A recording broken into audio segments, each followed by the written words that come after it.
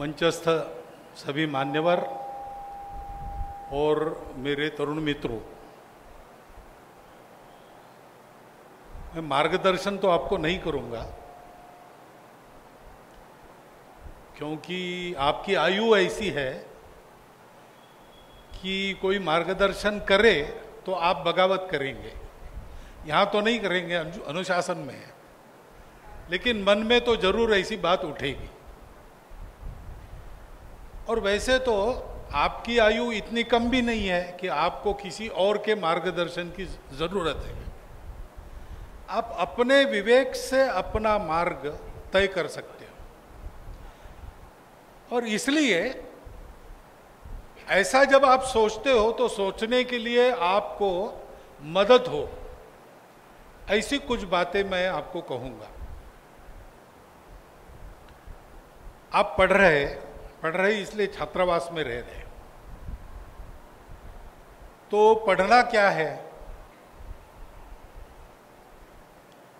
क्यों पढ़ना है, ये तय हुआ तो पढ़ना क्या है ये भी तय होगा। तो हम देखते हैं कि पढ़े लिखे विद्वान दुनिया में कम नहीं है, लेकिन जिनका हम स्मरण करते हैं, जिनको हम याद रखते हैं, वो सबके सब लोग पढ़े लिखे नहीं थे। हमारे सरकारेवार रहे 13 साल तक शेषाद्री जी, वो कर्नाटक के रहने वाले थे। उनके जीवन का एक प्रसंग है। वो बस में यात्रा कर रहे थे तो उनके पास आके एक एमएससी में पढ़ने वाला तरुण बैठा। लंबी यात्रा थी, 3-4 घंटे जाना था, तो परिचय हुआ, बातचीत निकली। तो उसने पूछा तरुण ने कि आप क्या पढ़े हैं? तो शेषाद्री जी ने बताया, मैं एमएससी फिजिक्स हूं। तो बोले, आपको कितना नंबर आया था एमएससी में? तो उन्होंने कहा कि मैं गोल्ड मेडलिस्ट हूं। अच्छा, तो आप कहाँ पढ़ाते हैं? तो नहीं, पढ़ाता नहीं, मैं समाज का काम करता हूं। अच्छा, तो आपका घर कैसे चलता है? तो घर मैंने छोड़ दिया है। फिर विवाह वगैरह का क्या? तो किया नहीं। तो उन्होंने कहा कि अपने हिंदू समाज में तो ये कहते हैं कि वंश आगे चलना चाहिए, जो वंश आगे नहीं चलाता वो नरक में जाता है। और आप तो पढ़े लिखे हो, अच्छे घर के हो, लगते तो बड़े विद्वान हो, और आपने ये सब किया नहीं, तो कैसे होगा? तो शेषाद्री जी ने उसको पूछा कि वंश आगे बढ़ाने की आवश्यकता क्या है? तो उसने कहा कि फिर आपको याद कौन रखेगा? थोड़ा देर चुप रहे। फिर शेषाद्री जी ने उसको पूछा कि आपको अपने परदादा के दादा का नाम मालूम है क्या? तो उसने कहा नहीं, मालूम नहीं है। तो बोले, अपने पूर्वजों में किनके नाम मालूम है? तो बोले, श्राद्ध के दिन 3 पीढ़ी इधर की 3 पीढ़ी उधर के नाम लेने पड़ते, उतने मालूम है, बाकी मालूम नहीं। तो कहा, तो वो तो आपके पूर्वज थे ना, आपको नाम मालूम नहीं? तो नहीं नहीं, मालूम नहीं है। फिर थोड़ा देर चुप रह के शेषाद्री ने फिर से पूछा, आपको विवेकानंद मालूम है क्या? तो उसने कहा, हाँ मालूम है। अच्छा, वो आपके रिश्तेदार थे? तो बोले, अरे वो बंगाल के, हम लोग कर्नाटक के।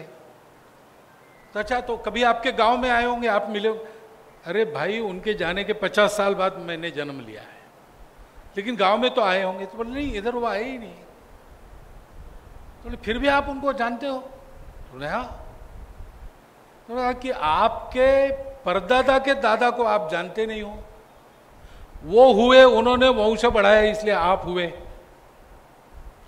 और विवेकानंद जो आपके कुछ लगते नहीं है, आपके गांव में कभी आए नहीं है, एक धेला कभी कमाया नहीं है, म्युनिसिपल मेंबर भी नहीं बने, और वंश भी आगे नहीं बढ़ाया, तो उनको आप कैसे पहचानते हो? तो वो समझ गया।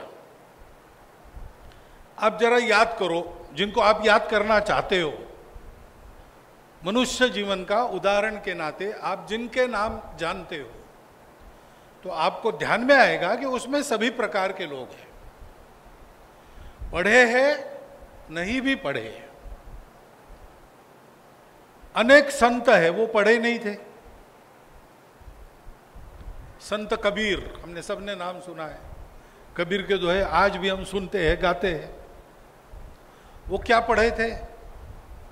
पढ़ने के बारे में उन्होंने कहा, पोथी पढ़ी पढ़ी जगम हुआ, पंडित भया न कोय, ढाई आखर प्रेम का पढ़े सो पंडित हुए। चंद्रशेखर आजाद क्या पढ़े थे?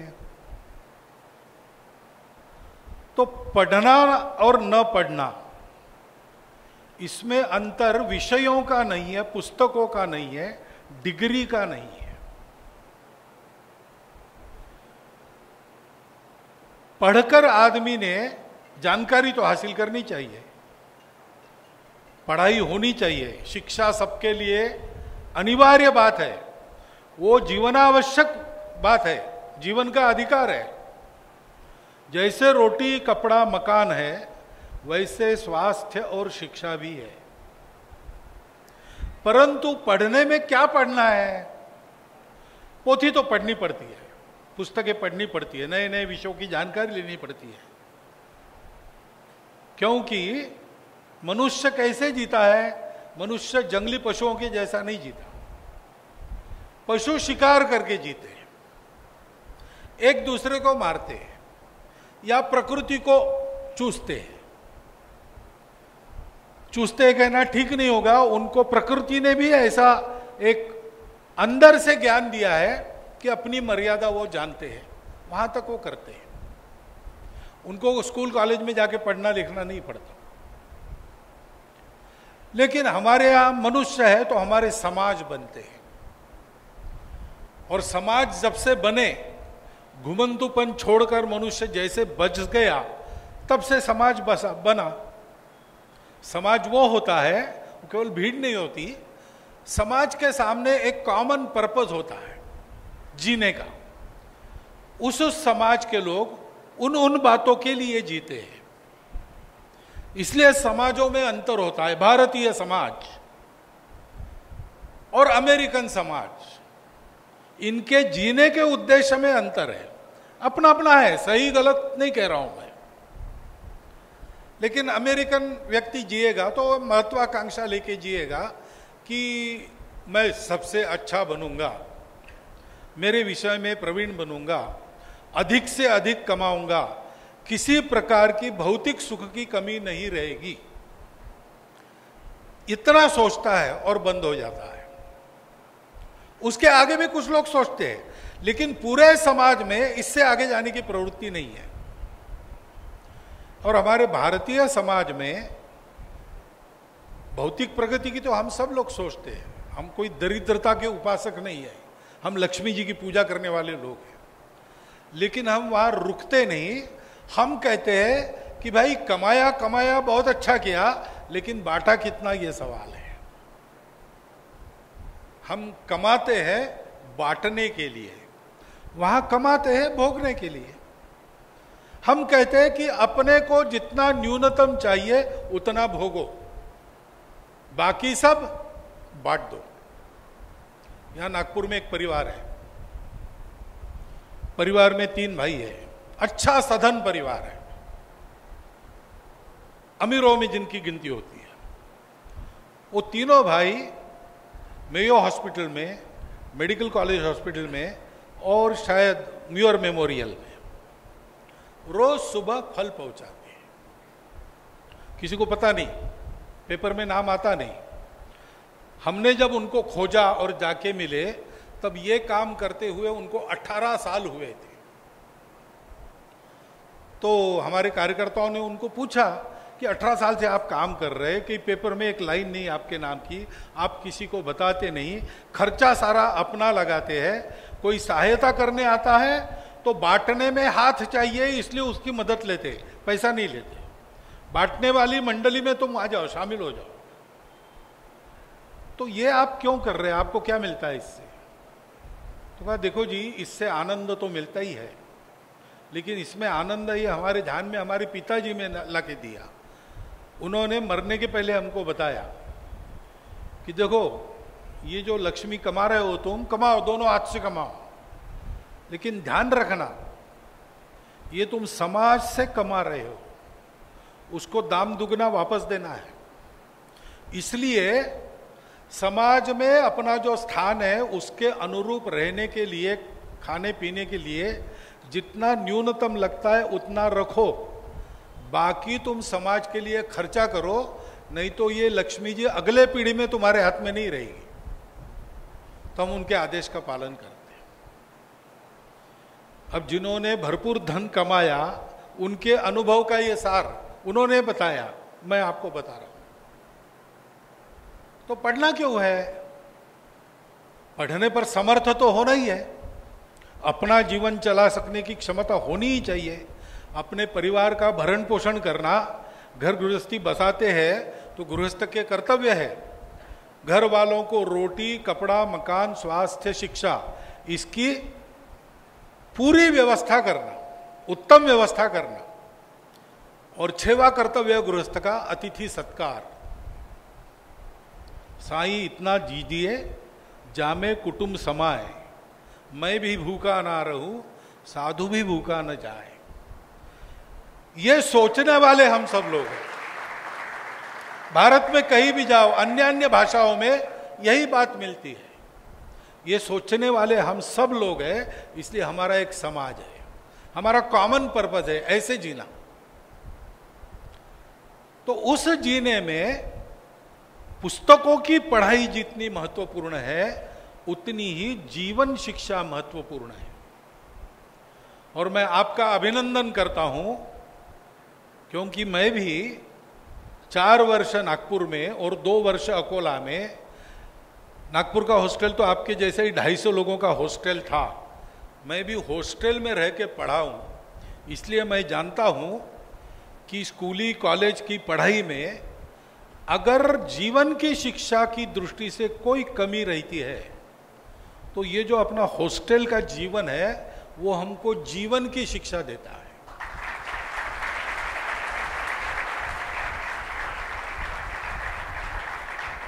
वो देता है लेकिन हमको लेना है, लेने से होता है। नहीं तो शिक्षा देने वाले तैयार है, लेने वाला तैयार नहीं है तो कोई फायदा नहीं। 2 मित्र थे, घूमने के लिए गए जंगल में। जाते जाते एक क्षण ऐसा आ गया, दोनों का पुण्य पक गया, पूरा हो गया। जितना पुण्य मनुष्य ने करना चाहिए भगवान को पाने के लिए वो पूरा हो गया उनका। वो क्षण आते ही दोनों के सामने भगवान प्रकट हो गए और भगवान ने कहा कि चलो आपका पुण्य हो गया, मैं आ गया हूं, क्या मांगना है मांग लो। तो एक सावधान था, लेने वाला तैयार था। उसने सोचा भगवान तो कभी आते नहीं, आज खुद होके आए और मांगो कह रहे, तो ऐसा मांगना चाहिए कि मांगने के लिए कुछ बाकी न रहे। उसने कहा भगवान मैं मरने के बाद तुम्हारे धाम आता रहूं तब देखूं कि मेरा जवान पड़पोता सोने के सिंहासन पर बैठकर भरे पूरे परिवार के साथ सोने की थाली में 5 पकवानों का भोजन कर रहा है। अब सब मिल गया ना, मरने के बाद भगवान के धाम जाएगा, नरक में नहीं जाएगा। मरेगा कब? जब पड़पोता जवान होगा तब, यानी दीर्घायुष्य है। और परिवार की स्थिति क्या है? भरा पूरा परिवार है, यानी स्वस्थ परिवार है, और सोने के सिंहासन पर बैठा है तो प्रभुत्व भी है, सत्ता भी है। और सत्ता कर्जबाजारी नहीं है, सोने की थाली में 5 पकवानों का भोजन कर रहा है तो समृद्धि भी है। और क्या चाहिए? भौतिक जीवन सुखी, पारलौकिक जीवन सुखी, इसी के लिए तो जीते हैं लोग। तो भगवान ने कह दिया तथास्तु। दूसरे को भी कहा तुम भी मांगो। लेकिन वो हमारा भाई थोड़ा सा वो तंबाकू खाने वाला था और भगवान के प्रकट होने के एक क्षण पहले उसको तलब आ गई थी। तो उसने वो एक डिब्बी रहती है तंबाकू वालों की, आजकल कम दिखती है विदर्भ में, मैंने बहुत देखी है। वो उसके 2 पुट होते हैं, एक तरफ से चूना रहता है, दूसरी तरफ तंबाकू रहता है। उसने वो ढक्कन खोला, वो तंबाकू हाथ पे लिया, बंद किया, दूसरा खोला चूने के लिए, चूना नहीं, खत्म हो गया। अब जो तंबाकू खाने वाले हैं वही जानते हैं कि समय पर चूना न मिले तो कितनी तड़पन होती है। वो देख रहा, कहाँ अभी ऐसी कोई होती दीवार वगैरह खरोच के उसका चूना निकालते, लेकिन तो जंगल था। तो देख रहा था व्याकुल होके, चूना चूना। भगवान ने कहा वर मांगो, उसने कहा भगवान चूना है क्या? भगवान ने कहा तथास्तु। तो मांगने वाला तैयार होना चाहिए। यहां हम साथ में रहते हैं, कई प्रकार के अनुभव आते हैं और निकल जाते हैं, उनको हम पकड़ते नहीं। हम साथ में रहते हैं तो साथ में रहते तो दोस्ती भी होती है, साथ में रहते तो झगड़ा भी होता है। दोनों का कारण एक ही है, परिचय होने से झगड़ा होता है, परिचय होने से दोस्ती होती है। परिचय होने में कुछ गड़बड़ नहीं है, जिनके परिचय होते हैं उनका कैसा है ये है। तो इतने लोगों में मैं हूं, जितने भी साल हूं, क्या मैं ऐसे रह सकता हूं कि इतने सालों में एक के साथ भी मेरा झगड़ा नहीं हुआ? मत अलग अलग रहे, मत रखे भी, चर्चा रही था, अपना पक्ष रखा, वाद विवाद सब कुछ हुआ, ये तो चलता है। प्रत्येक मनुष्य के देखने का दृष्टिकोण थोड़ा थोड़ा अलग होता ही है, परंतु ये होने के बाद भी हमने एक दूसरे के मतों का सम्मान किया, आपस में लड़ नहीं पड़े। जब हमने दूसरे मेरे मित्र को सामने देखा तो मैंने उसमें समान बातें खोजी, अलग बातों पर मेरा ध्यान नहीं गया। हम अनेक जगहों से आते हैं, अनेक पृष्ठभूमि से आते हैं, तो हमारे सारे बोल चाल खान पान रहन सहन में वो अलग अलग बातें होती है। और होना कोई खराब बात नहीं, वो तो विविधता है, विविधता सृष्टि का श्रृंगार है, उसका उत्सव मनाना चाहिए, स्वीकार करना चाहिए। लेकिन विविधता भरे समूह में रहते समय एक दूसरे की विविधताओं को स्वीकार करने के बाद भेद चला जाना चाहिए। जैसे हम जहां रहते वहां की भाषा आनी चाहिए। आज प्रस्तावना में बहुत अच्छी बात उन्होंने कही कि महाराष्ट्र में गुड़ी पाड़वा होता है इसलिए हम यहां करते हैं। एक लेसन है, मैं कहीं भी जाते हैं तो वहां के जनजीवन में हमको एकत्रित होना चाहिए, समरस होना चाहिए। हमारी अपनी भाषा रहती है, हमारी अपनी पूजा रहती है, लेकिन जिनमें हम हैं उनकी भी भाषा है, उनकी भी पूजा है, उनकी भी खान पान रहन सहन रीति रिवाज है, उसके साथ समरस होना चाहिए। अपनेपन केवल लगने की बात नहीं है, अपनेपन आचरण करने की बात है। तो एक बार ऐसे हुआ, अपने समाज में जात पात का बहुत भेद है, सहभोजन का कार्यक्रम था और भोजन शुरू हुआ। चैलेंज दिया था कि आप ऊंची जाति के लोग हमारे साथ भोजन नहीं कर सकते। तो भोजन बनाओ, हम तैयार हैं। भोजन बना, बैठे, भोजन दिया गया। देखते हैं तो वो मांस है, लेकिन अब उठेंगे तो लोग कहेंगे जो हम कह नहीं रहे थे, आपको हमारा नहीं चलता। तो कुछ नहीं, बैठे रहे, सब शाकाहारी लोग थे, लेकिन उन्होंने खाना शुरू किया।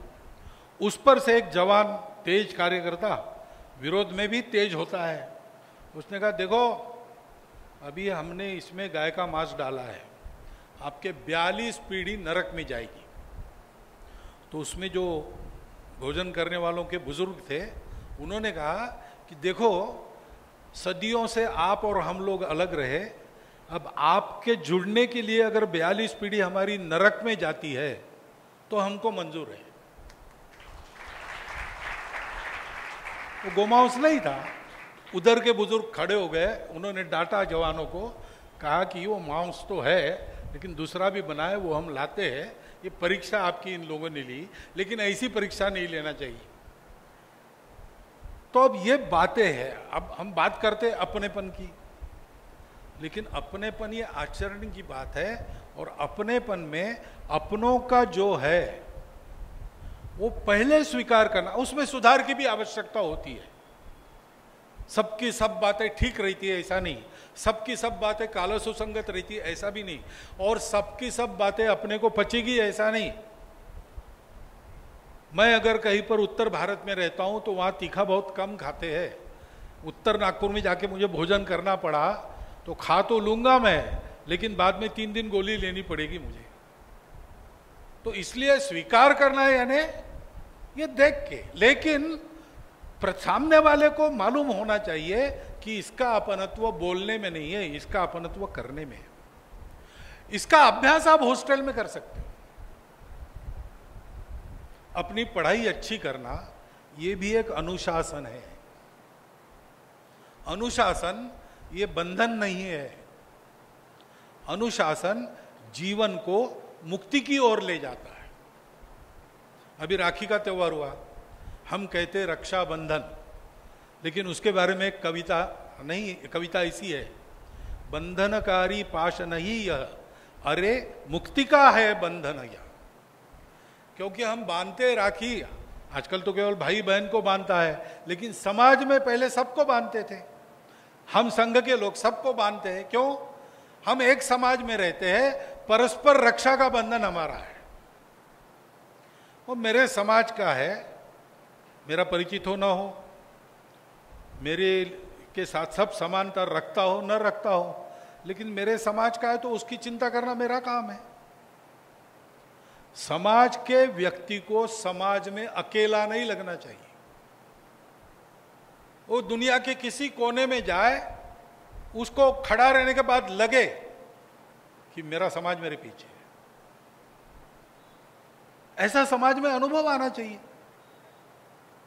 देखिए, उग्रवादियों ने इस्राएल का एक जहाज भगाया और युगांडा में लेके रख दिया और शर्तें डालने लगे। तो इस्राएल ने क्या किया? अपने कमांडोज भेजे और दूसरे देश के विमानतल से उन सारे उग्रवादियों को मारकर अपने विमान के सारे प्रवासियों को विमान में बिठाकर वापस लाए। विमान तो कंपनी दूसरी थी, विमान छोड़ दिया, अपने सब लोगों को सुरक्षित वापस लेकर आए। एक की बलि देनी पड़ी। और इसलिए ऐसे जिस देश में व्यवहार अनुभव में आता है, उस देश का नागरिक दुनिया में कहीं भी जाएगा, निर्भय रहेगा। ये तो शासन का व्यवहार है, प्रशासन का व्यवहार है। अपने भी भारत देश के लिए ये बहुत अच्छी बात है कि गत कई वर्षों में धीरे धीरे हमारा व्यक्ति भी इस प्रकार गर्दन ऊंची करके घूमता है, क्योंकि उसको यह अनुभव हुआ है कि भारत शक्तिशाली है। लेकिन इसका प्रारंभ कहाँ होता है? इसका प्रारंभ समाज में होता है। शासन प्रशासन में यही से लोग जाते हैं। हमारे देश का जो किसी कोने में है उसको हम बचाएंगे। ये भावना उनमें आती कहाँ से है? सामाजिक व्यवहार से आती है। अपनत्व, उसको हम समरसता कहते हैं, उसका ये आविष्कार है। वो केवल होता नहीं है, वो आचरण में दिखता है। और इसलिए हम देखते हैं कि ये अपनत्व है, अपनत्व कभी संकुचित नहीं होता। जो अपनापन है ना, वो कभी लिमिटेड नहीं होता है। अपनापन ऐसी प्रवृत्ति है कि वो सब में अपनापन देखती है। और इसलिए जैसे भारतीय लोगों को लगता है कि भारत हमारे साथ है, वैसे आज स्थिति ये है कि लीबिया में युद्ध हुआ, भारत के लोगों को तो छुड़ाया ही, अन्य देशों के लोगों को भी छुड़ाया। श्रीलंका संकट में आ गया, दोस्ती चाइना के साथ। मदद कौन करता है? भारत करता है। चाइना थोड़ी मदद करता है, एयरपोर्ट देता है, पूरी जमीन हड़प लेता है, छोटा चाइना बना देता है। भारत में इतना पैसा डाला है, वापसी की अपेक्षा नहीं है। ये हमारे समाज का स्वभाव है, ये हमारे पूर्वजों का स्वभाव है, ये हमारे पिछले पीढ़ियों का स्वभाव है। और हम उनकी संतान कहलाने लायक तब बनेंगे जब इस स्वभाव को हम सीखेंगे। यह स्वभाव जीवन में काम आता है, यही सीखना है। कबीर महाराज ने जब कहा, ढाई आखर प्रेम का पढ़े सो पंडित होए, क्योंकि ये सत्य है, ज्ञान विज्ञान सम्मत सत्य है कि अस्तित्व के मूल में एकता है। अलग अलग दिखता है वो विविधता है, वो उस एकता का अलंकरण है, शोभा है। विविध होने से अलग होना नहीं पड़ता, इसलिए तो हम वसुधैव कुटुंबकम की बात करते हैं। इसको सीखना, मैं पहले अपने आत्मकेंद्रित स्वभाव को छोड़कर अपने कुटुंब का विचार करूं। वो तो करते ही है, हमारे संस्कारों में है, और वो हमारे संस्कार अभी तक चल रहे हैं कि अपना मनुष्य कभी स्वार्थी नहीं बनता, सारे परिवार को संजो के रखता है। लेकिन परिवार शब्द में परि है ना, वो परि एक परिधि बताती है। वो परिधि केवल ब्लड रिलेशंस तक सीमित नहीं है। ब्लड रिलेशंस है उसको कुटुंब कहते हैं, लेकिन अपने कुटुंब का जीवन चलाने वाले जो है, अपने कपड़े धोने वाले कोई होंगे, अपने घर के बर्तन मांजने वाले कोई होंगे, बड़े लोग हैं तो माली होंगे, ड्राइवर होंगे, बाल बनाते ही किसी हेयर कटिंग सैलून में जाके या कोई नाऊ घर को आता है। अपना जीवन कितने लोगों के भरोसे चलता है। अपने घर में कोई पौधा है, कोई वृक्ष है, नीम का पेड़ है, आंवले का है, आम का है, वो अपने पारिवारिक जीवन का अभिन्न अंग बन के रहता है। अपने घर में एक पोपट रखा है, अपने घर में कोई गाय है, बकरी है, कुत्ता पाला है, ये सब अपने जीवन के अंग होते हैं। ये अपना परिवार है। तो परिवार हमको मैं और मेरा से बाहर ले जाता है, और ये बाहर जाना थमना नहीं चाहिए। परिवार के बाद गांव है, जिस गांव में हमारा परिवार है। गांव के बाद अपना जनपद जिला है, जिले के बाद अपना प्रदेश है, प्रदेश के बाद अपना राष्ट्र है, राष्ट्र के बाद अंतर्राष्ट्रीय अपना विश्व मानवता है, और मानवता के बाद सारी सृष्टि है। ये प्रगति की दिशा हमारी शिक्षा में यह अपेक्षित है। आपने अक्षर कितने पढ़े, आपने कितना कमाया, ये तो एक बात है ही पुरुषार्थ की, उसको मना नहीं है। लेकिन इसका विनियोग आपने ऐसा किया, इसका उपयोग आपने ऐसा किया कि आप जो एक मैं इस नाते जन्म लिया था, रोते थे, स्वयं को भूख लगती थी, तब बहुत इतना छोटा बच्चा है, उसको भूख समझ में आती है, वो रोता है। उसी समय घर में कोई दुर्घटना हो गई कि वो घर का व्यक्ति चला गया, बाकी लोग दुखी होते, ये दुखी नहीं होता, उसको मालूम नहीं है कुछ, उसको भूख लगती है, रोता है, दूध दी शांत होता है। आप जब जन्मे तब आपको केवल अपना भान था। आप जब इस दुनिया को छोड़ेंगे तो आप सारी सृष्टि के साथ अपनी एकात्मता के अनुभव करने वाले सच्चे मनुष्य होंगे। यह शिक्षा है वास्तव में। और इसलिए संत गाड़गे बाबा को हम बड़ा मान देते। क्या पढ़े थे वो? टुकड़ो जी महाराज के भजन आज भी सब लोग गाते हैं।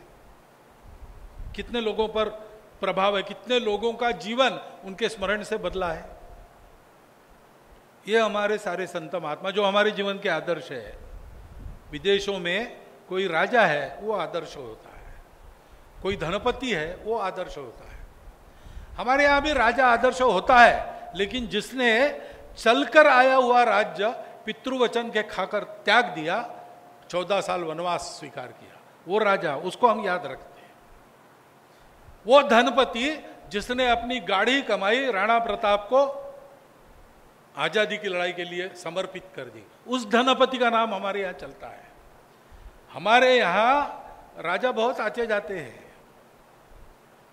अभी हमारा ये चलता है ना सिक्योरिटी वाला लवाजमा, पहले पहले मुझे बहुत अच्छा लगता था, क्या बात है, एक बार पूना स्टेशन पर सुबह 4 बजे उतरा, सब लोग थे, स्थानीय पुलिस भी थी, अपनी ड्यूटी उनको अच्छी करनी ही पड़ती है, दिखानी भी पड़ती है। अब 4 बजे स्टेशन पर सुनसान, कुछ लोग जिनको रहने के लिए दूसरी जगह नहीं, रात भर रहना है, दूसरी गाड़ी पकड़नी है, वो फटे लख्तरों में वो सोए थे। हम जा रहे थे, लेकिन पुलिस अपना डंडा पटक रही थी, सीटी बजा रही थी, तो लोग जाग के देख रहे थे। तो जाते जाते मैंने सुना एक दंपति ऐसी ही फटे हाल, वो जाग के वो पत्नी पति को पूछती है कि कौन है, तो वो पति कहता है लगता है कोई बड़ी मछली फंस गई है। तब मुझे पता चला कि लोग हमको कैसा देखते हैं। ये ठाट बाट वगैरह है, रहते हैं, किसी को मिलते हैं किसी को नहीं मिलते, इसका क्या अर्थ है भाई? याद तो लोग ठाट बाट वाले को नहीं करेंगे, विवेकानंद को करेंगे। हमारे देश में तो उन्हीं को करेंगे। हमारे देश में कई बार राजनेता जाते हैं, हम खड़े होते ही है ऐसा नहीं है। हमारे देश में कई बार अमीर लोग गुजरते, हमको पता भी नहीं रहता, सोशल मीडिया वगैरह इतना प्रचलित होने के बाद भी। लेकिन कोई दिगंबर जैन मुनि जा रहे, सब लोग नमस्कार करते हैं। कोई भगवा पहन के आता है, हम पूछते नहीं कौन है, कहां के, कैसे, भगवा है, नमस्कार। क्यों? क्योंकि सब छोड़ दिया। उनके पास कुछ नहीं है, लेकिन उनके पास जो है वो किसी के पास नहीं है। ये हमारे जीवनादर्श है। हमको त्याग पूर्वक भोगने का आदेश है। तेन त्यक्तेन भुंजीथा ईशावास्यमिदं सर्वम यत्किंचम जगत्याम जगत तेन त्यक्तेन भुंजीथा मां गृधक कस्य सिद्धनम। भारत का सम्मान सारी दुनिया में इसके लिए है। भारत चंद्रमा पर गया, हमारे लिए बड़ी गौरव की बात है, स्वाभिमान की बात है, हम भी कर सकते हैं।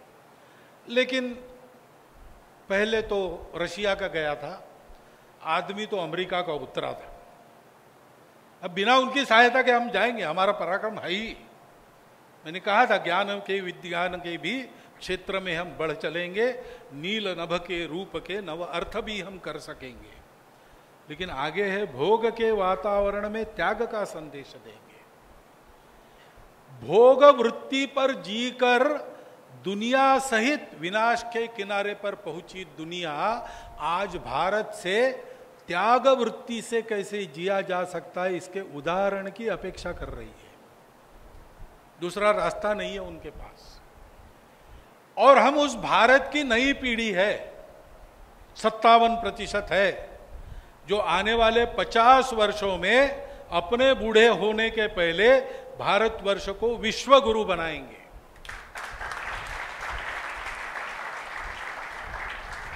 तो दुनिया को हमको क्या सिखाना है?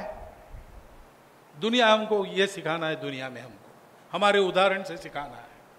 वो हमारे पूर्वजों का आदेश है, एतद्देश प्रसूतस्य सकाशात अग्र जन्मनात् स्वम स्वम चरित्रम शिक्षेरन पृथिव्याम सर्वमानव। वो आदेश पूरा करने के लिए हम सीख रहे हैं। हमको विषय तो सीखने ही है, अपनी अपनी आजीविका के विधा में प्रवीण होना है, नए नए खोज हमको अपने परिश्रम से खींच के लाने हैं, सारी दुनिया को नया ज्ञान देना है, नई दिशा देनी है। लेकिन भौतिक ज्ञान के साथ साथ हमारे आंतरिक ज्ञान के आधार पर जीवन शिक्षा देनी है, जीवन की दीक्षा देनी है। इसको ध्यान में रखकर आप अपने कॉलेज में भी पढ़िए, अपने छात्रावास में भी रहिए।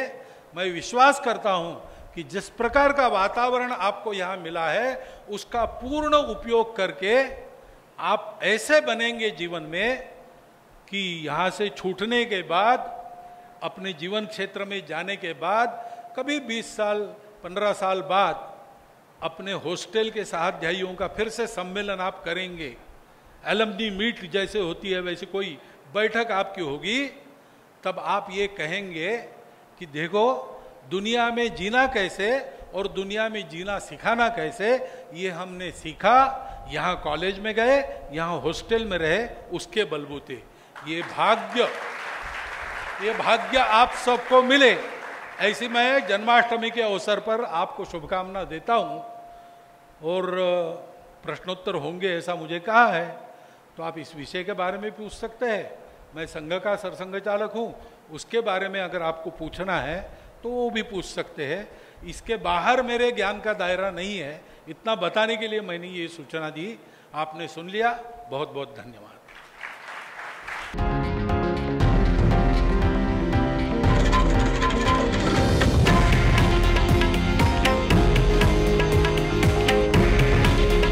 हे आहे देशातील नंबर 1 न्यूज नेटवर्क आणि आपण पाहत आहात TV9 मराठी। काळजी तुमची, हित महाराष्ट्राचं।